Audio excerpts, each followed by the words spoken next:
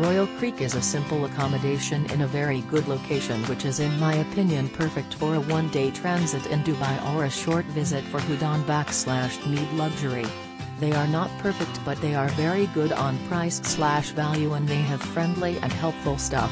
Close to metro station and boat station.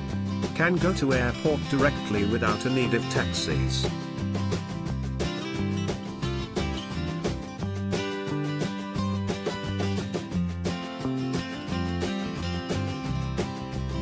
It was good enough for the 10 hours I spent there.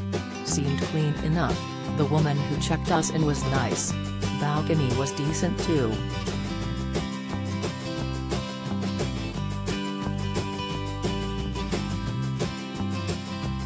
The reception guy collected our original passport for scan and held back one passport as security, which we had to argue in the late night to get it back.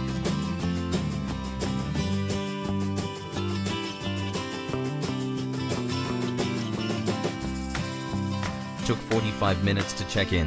Room was quite dated with damp on walls. Smelly rooms. Dirty bathroom with stained toilet. No bath towels provided.